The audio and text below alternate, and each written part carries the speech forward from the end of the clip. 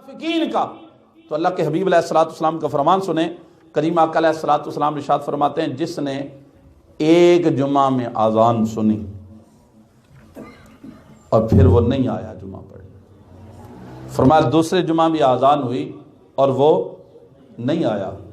پھر حضور فرماتے ہیں تیسرا جمعہ آ گیا، مؤذن نے اذان کہی اور یہ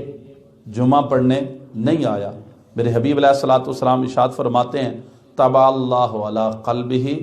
وجعل قلبہ قلب منافق، اللہ فرماتا ہے اس کے دل کو منافق کا دل سے بدل دو۔ جمعہ ہی نہیں پڑھنے آیا، ایک جمعہ بھی ہو گیا، دوسرا جمعہ بھی آیا، تیسرا بھی آیا، بندہ کہتا ہے یار اذان نہیں آئی، آواز نہیں آئی، یہاں تو دوسری تیسری گلی میں ایک نئی مسجد ہے، یہاں سے نہیں وہاں سے آئی، وہاں سے نہیں یہاں سے آئی، ہر بندے کے پاس پہلے تو وقت کا کوئی سورج کو دیکھ کر اندازہ لگاتے اور میناروں پر کھڑے ہو کے مؤذن اذان پڑھتے، پر کسی تک گئی اور کسی تک نہ گئی، حالانکہ اس دور کے مؤذن کی آج کے سپیکر سے زیادہ آواز تھی، اس دور کے مؤذن کی سپیکر سے زیادہ آواز، اس کی بہت ساری وجوہات ہیں۔ ایک تو وجہ اس کی یہ کہ کہیں کسی گھر سے کوئی گانے کی ٹی وی کی آواز نہیں تھی، شور و گل نہیں تھا، گاڑیوں کی آواز رکشوں کی آواز نہیں تھی، خاموشی سناٹا ہوتا، چڑیوں کی چنچناہٹ بھی سنی جاتی تھی، تو کہیں کوئی آواز پڑتا اذان دیتا تو اس کی آذان کو دور سے لوگ سنا کرتے،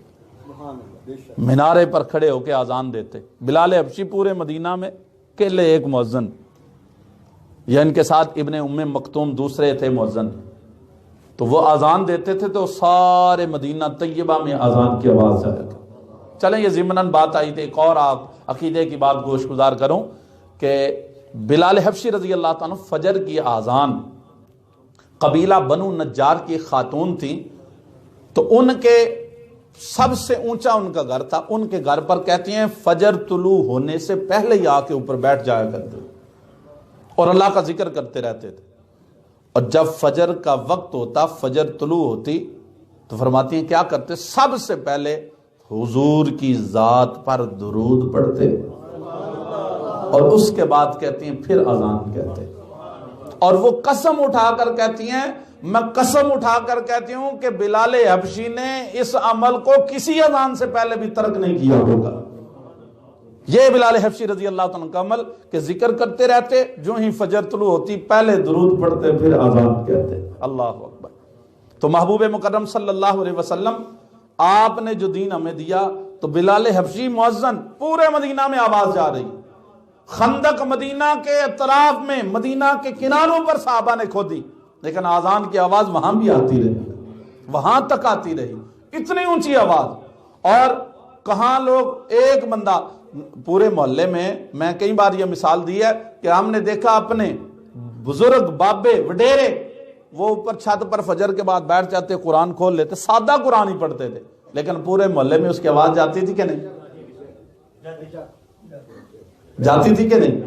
تو پورے محلے میں اس کا نور ہوتا تھا، تو ایسے ہی سناٹا ہوتا، تو ہر جگہ اب تو سپیکر ہیں، آوازیں بھی ہیں، ہر ایک کے پاس، وہاں سورج سے وقت دیکھا جاتا، اب گھڑیاں پاس ہیں، گھڑی موبائل تو ہر بندے کے پاس کنفرم ہے، بلکہ دو دو جیبیں اگر کھولیں گے تو دو دو نکلیں گے، تین تین نکلیں گے، تو ان موبائلوں کے اوپر ٹائم ہے، الارم، سب کچھ، آذان بھی، کوئی بندے کا کسی قسم کا شک شبہ رہا،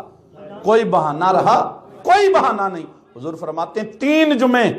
اذان کی آواز آئی، اس نے سنی انسنی کر دی، دوسرا جمعہ آیا پھر سنی انسنی کر دی، تیسرا جمعہ آیا سنی انسنی کر دی، فرمایا اللہ فرماتا ہے فرشتوں اس کے دل کو منافقوں کے دل سے بدل دو، یہ جمعہ پڑھنے کیوں نہیں آئے، جمعہ پڑھنے کیوں نہیں آئے؟ فرما کیا رہا ہے؟